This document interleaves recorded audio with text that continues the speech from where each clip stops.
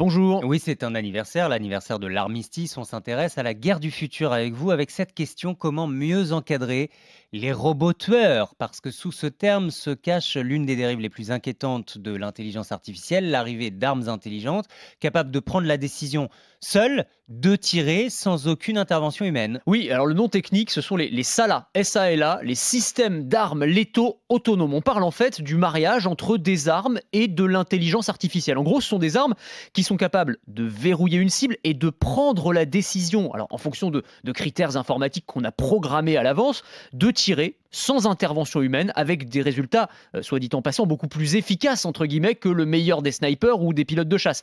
Alors concrètement, ces robots tueurs, ils prennent tout un tas de formes. Ça va des tanks autonomes, il n'y a plus de pilotes, plus de tireurs, des drones aussi avec des systèmes de reconnaissance faciale qui permettent de cibler précisément un individu ou un type d'individu, un uniforme par exemple, de lui tirer dessus sans intervention humaine, ou encore des tourelles intelligentes déployées comme des sentinelles à la frontière entre les deux Corées par exemple, équipées de mitrailleuses et capables, grâce à des logiciels de reconnaissance de mouvement et des caméras thermiques, de détecter un intrus qui passerait la frontière, de l'ajuster et C'est de lui tirer dessus. c'est donc ça, la guerre du futur, la guerre des machines, sauf qu'il n'y a plus aucune responsabilité. Qui est responsable des crimes de guerre si ce sont des machines qui Et tirent? c'est ça, ça dépasse vraiment la question technologique et militaire. Ce sont des questions éthiques, philosophiques qui sont en train de se poser. Il y a des dizaines de pays d'ailleurs qui veulent interdire de manière préventive ces armes intelligentes qui sont perçues comme une perversion de l'intelligence artificielle. D'autres veulent les réguler ou au moins établir des recommandations. La France, par exemple, ne ferme pas complètement la porte à condition qu'il y ait une validation humaine avant de tirer sur quelqu'un. C'est la moindre des choses. Hmm. Ça pose des questions d'ailleurs aux entreprises, hein. Un grand groupe de défense affirmait il y a quelques mois que jamais, au grand jamais, il ne mettrait d'intelligence artificielle dans tout ce qui est létal,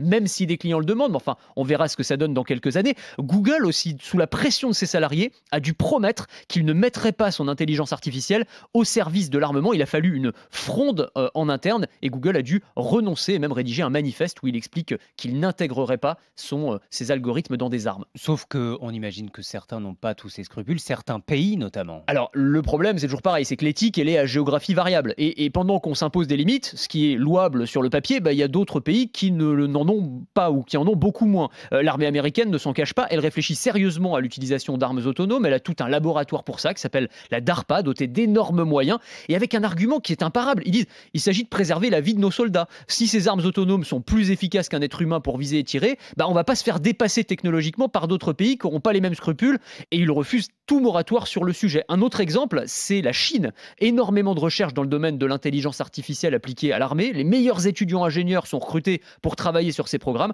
Le risque, si on prend une position morale trop appuyée, c'est en fait de désavantager nos soldats à court et à moyen terme.